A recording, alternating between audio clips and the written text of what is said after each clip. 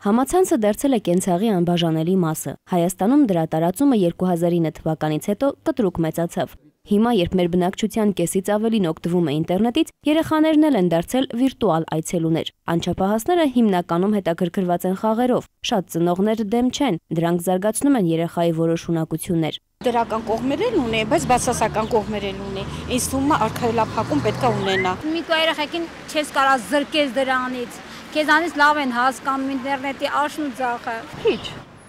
Մի ժամ ու կես ամենաշատը։ Խաղերով միայն։ Ինտերնետը ունի եւ դրական կողմեր, եւ բացասական համակարգիչը։ Պետք է կարողանալ տարբերել եւ ընտրություն կատարել, որը նայի, որը չնայի։ Սակայն դրականի հետ մեկտեղ համացանցը նաեւ բացասական ազդեցություն ունի։ Անչափահասը կարող է մուտք գործել կայքեր երեխային անթույլատրելի բովանդակությամբ։ Ծնողներն այս դեպքում գրեթե միշտ վերահսկում են երեխայի վարքը համացանցում։ Ժամանակ նայում ենք, թե ուր է մտնում, ինչ է անում։ Դնում եմ այնպիսի ռեժիմի վրա, որ երեխան չկարողանա բացի։ Ես նույնիսկ մտնում եմ, ստուգում եմ, իստորիան եմ նայում։ Մենք հարց ունենք, որը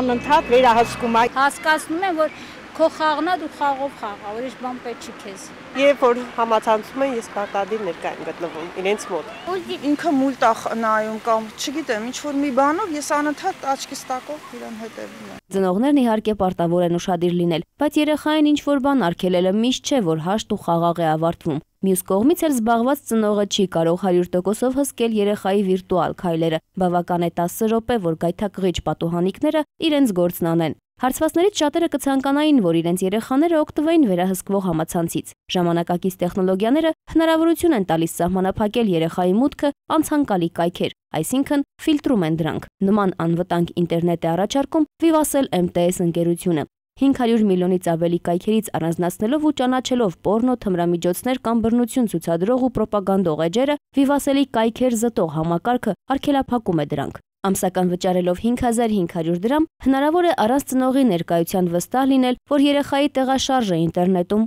անվտանգ է։ Թերեզա Կադաևչյան, Նորայր Շարբաթյան, ժամը լրատվական։